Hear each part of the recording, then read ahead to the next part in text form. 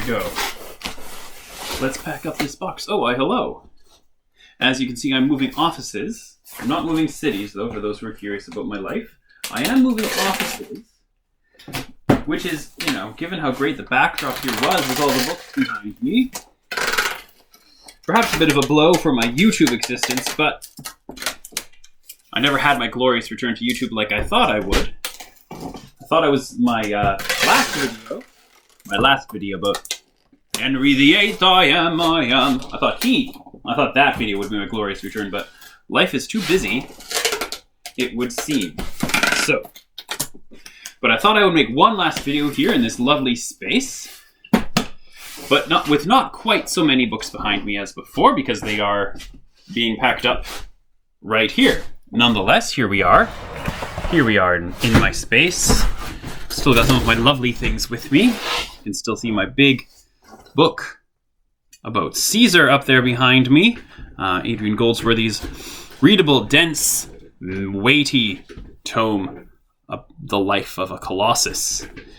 And also you can see some things that haven't been seen on shelves in this office before, such as old Greek and Latin textbooks of mine from undergrad. So, but I'm not here to talk to you about the few remnants that are there. I'm actually here to talk to you about a book that's somewhere in one of those boxes, accidentally, and I don't know which one, which is Asser's Life of Alfred the Great, and Vikings, and King Arthur. So, I would like to start off when I say Vikings and King Arthur, I do not mean stories such as I've been telling my two young sons who love me to just love it when I tell them stories about King Arthur, and I have started incorporating them into the stories. And there's one story, a whole series of stories now, where these two young knights from King Arthur's court, they requested that they go and visit the Vikings. Obviously ahistorical. If King Arthur were alive around 516, as the Annales Cambriae have it, there were not yet any Vikings at that point in history. Nonetheless, they go to a place called Vikingville, meet up with a Viking called Harry Harold, who tries to kill them by tying them to posts and waiting for high tide to come, but they get rescued by his twin brother Harry. These characters are in fact based on Playmobil figures that are well played with by my sons. Anyway, that's not what I'm here to talk about, obviously. I'm here to talk about Alfred and Vikings and Arthur and Saxons, because I think there is actually a very real connection going on here. So this is just a hypothesis, and I don't know, maybe someone has already written an article on this. This is not actually the sort of thing I write articles on. It is the sort of thing I teach on in my current course on the Church in Medieval England for the Davenant Institute. Nonetheless, here we go. So, here is my opening quote from my current course. At least I still have a phone. It's not packed away in a box. So, chapter 56 of the Historia Brittonum, one of our very earliest references to Arthur. At that time, the Saxons grew strong by virtue of their large number and increased in power in Britain. Hengist having died, however, his son Octha crossed from the northern part of Britain to the kingdom of Kent, and from him are descended the kings of Kent. Then Arthur, along with the kings of Britain, fought against them in those days, but Arthur himself was the military commander, the Dux Bellorum. His first battle was at the mouth of the river which is called Glane. His second, third, fourth, and fifth battles were above another river which is called the Douglas and is in the region of Linuis. The sixth battle was above the river which is called Bassas. The seventh battle was in the forest of Celadon, that is Catcoit Celadon. The eighth battle was at the fortress of Gwinion, in which Arthur carried the image of Holy Mary ever virgin on his shoulders, and the pagans were put to flight on that day. And through the power of our Lord Jesus Christ, and through the power of the Blessed Virgin Mary, his mother, there was great slaughter among them. The ninth battle was waged in the city of the Legion. The 10th battle was waged on the banks of a river which is called Tribruit. The 11th battle was fought on the mountain which is called Agnet. The 12th battle, this is of course the most famous one, was on Mount Baden, in which there fell in one day 960 men from one charge by Arthur himself, and in all the wars he emerged as victor. And while they were being defeated in all the battles, they were seeking assistance from Germany, and their numbers, they being Saxons obvs, and their numbers were being augmented many times over without interruption. And they brought over kings from Germany, that they might reign over them in Britain, right down to the time in which Ida reigned, who was son of Eoba. He was the first king in Bernicia. So there we go. That is the Historia Brittonum. As translated, I don't actually... My assumption is J.A. Giles, who also did Gildas, who was more accurate. Anyway, and so this is Nennius. Now, it's my understanding that Nennius, was this a real person or was this a fantasy? Wrote in the 800s. Although I see the Internet Medieval Sourcebook is telling me that he wrote in the 700s. But I like the 800s for the following thing. For my students this past week, I assigned Asser's Life of King Alfred. And in this, you get many battles, many battles. And unlike Arthur, King Alfred does not come out the victor in every single battle, but he does come out the victor of the war. So that's a thing. And I was looking though at the descriptions of Asser's descriptions of the battles and how it was the Christians emerged victorious against the pagans, and the pagans did this, and the Christians won, and there was much slaughter of pagans and that sort of thing. And it struck me that all of these tales about the migration period, as told in the 800s, sound to me, so Hengist and Horsa, Vortimer, all these guys, Arthur, Ambrosius, as told then, with these pagans invading and these Christians defending their land from this great heathen army. Sounds like the 8th century to me. Not the 8th century, the 9th century. The 800s.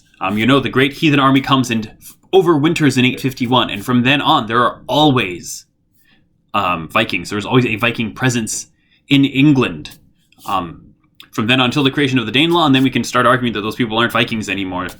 And how Danish are they, even by 1014, 1066? Those are different sorts of questions, as Anglo-Saxons and Danes become more alike.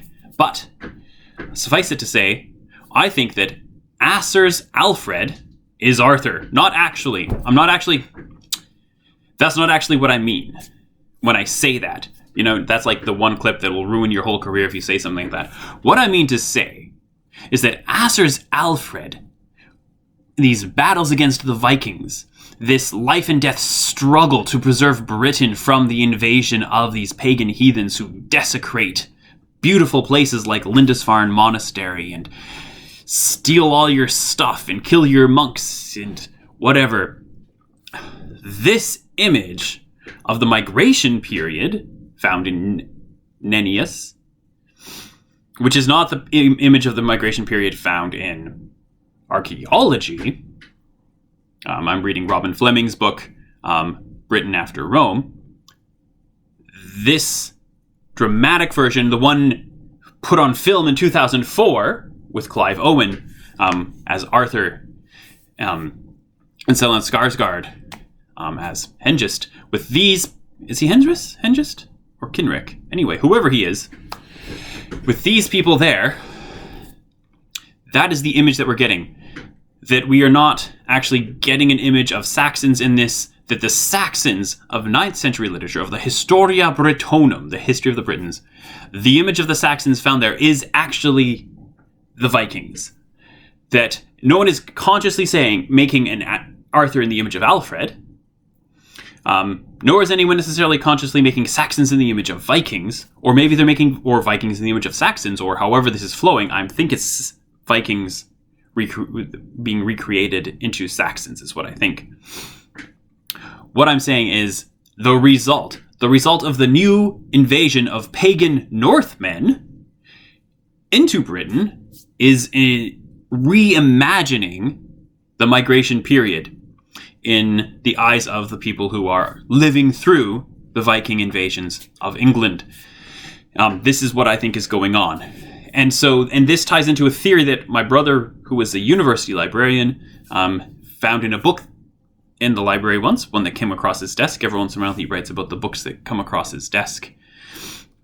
And he was saying that this book argues that films about war are not thematically linked to the war they're about, but the historical war they're discussing, but the current war that is going on. And so something like, so let's take, for example, the prime example for that is the film MASH.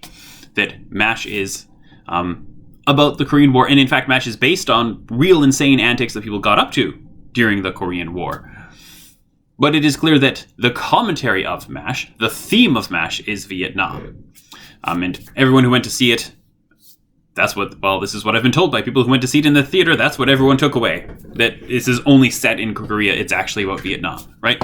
Or if you think about attitudes towards war in films, if you watch The King on Netflix, Henry V goes from being the guy who wants war and is told by his advisors to do negotiation first. They completely invert that relationship, so you have a protagonist who is not a warmonger, you have a protagonist who is not pushing for war, but instead a protagonist who's as close to a pacifist as you can make a medieval king be without losing all historical plausibility. So you invert history, because we now live in an age, someone said this to me once over drinks in Rome, we live in an age where winning isn't good. You don't actually want to win a war. And it was true, and he said that to me in 2017. It's true 2016. Anyway, when was I in Rome? Anyway, it was true then, and it is true in 2019. It is true now that in Western culture, we don't actually want to win a war. Certainly not a war of aggression. We might want to win a defensive war if someone invades us. But do we want to actually get involved in a war where we cross someone else's border, or even go to help someone else defend their own borders from an aggressor? Do we want to win that? That there seems to be no will to win any longer. So that's just my take on Henry V in the film The King. So tying this back, therefore, when you're writing in the 9th century, in the wake of Lindisfarne and all that means, and then the Great Heathen Army, maybe, depending when we want to date, how precisely we can date Nennius. When you're writing in that context of the Viking invasions, but you're writing about the original Saxon invasions, then your image of what an invader across the North Sea who is a pagan looks like doesn't come from, it can't come from archaeology, right? It's not even going to come from Bede, though. It's going to come from your own lived experience. It's going to come from the wars you've heard about, the wars you've experienced, lived through. That's what it's going to be about, the current contemporary war, but the victory of the Christians. And this is the thing, and this is what Arthur gives us, that Alfred also gave Wessex and the United Kingdom of England, is this sense of ultimate victory, right? As the wheel of fortune turns round and round, there might be all sorts of terrible things that happen along the way. But if you are righteous, and if you accept the slings and arrows of outrageous fortune as God's call to you for penitence, it doesn't matter what he thinks you need to repent of. It doesn't mean any specific sin caused it, right? That's the more nuanced version of that medieval idea. So this medieval idea that the Vikings come upon the English for their sins, and then the French do it too, and the French just never stop coming against the English for their sins. You have these ideas there. Alcuin calls you to repentance. And if you are penitent and you pursue righteousness, you are a Christian, you will prevail against a pagan. Once again, that's going farther than the nuanced versions, and Alcuin is necessarily going to tell you that you'll win against the pagans. But this is something that is deeply instilled from Constantine onwards into all the kings, that your orthodoxy, your support of Christianity and the Christian God, is what gives you victory in war. And so you see the Christians under Arthur are victorious against the pagans, whereas the Vortigern and Vortigern's and Vortimers of the world, who are not as righteous as Arthur, we'll just say that, they fail in their wars against the pagans. And then in 1066, someone like Harold Godwinson, who, according to William the Bastard, the Conqueror, usurped the throne illegally, having sworn an oath not to do this, according to William, and having got himself consecrated by an uncanonical Archbishop of Canterbury, Stigand, which isn't true. He did not actually get consecrated by Stigand. He was, in fact, crowned and anointed by the Bishop of York.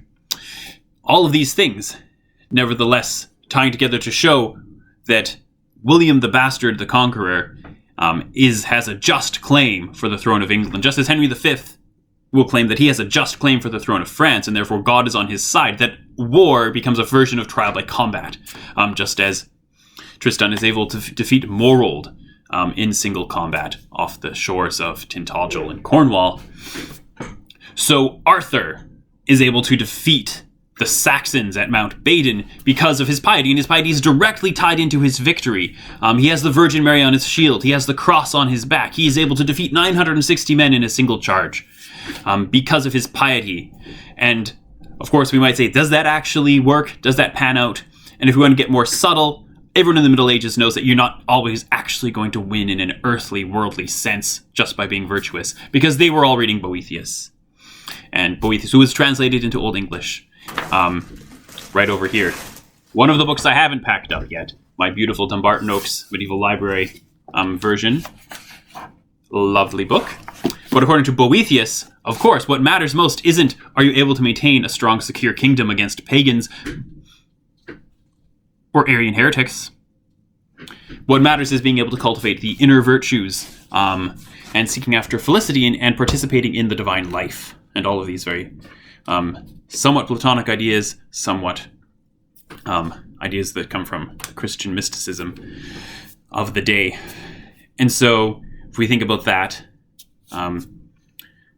we can just think about the nuanced view of these things. Yet nonetheless, it is heartening to think that we can, and that Arthur has the victory against the pagans, which brings us, of course, this Nennius isn't meant to be an allegory, unlike the Quest of the Holy Grail, which is allegorical, typological, symbolic elements. Nonetheless, Arthur can also become the symbol of the Christian against the real enemy, right? The battle of the Christian against the real enemy, and the real enemy being his own sin, and the 8 deadly thoughts, or 7 deadly sins, as far as the Western tradition from St. Gregory the Great is concerned.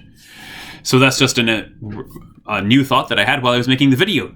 Nonetheless, I hope to start making weekly videos again from my new location elsewhere, which will hopefully also be quite stylish. But thanks for tuning in. And if you liked what you saw, you can hit subscribe. This is what all of us YouTubers tell you to do. And if you don't, thanks for listening this long. And may the good Lord bless you this day and always.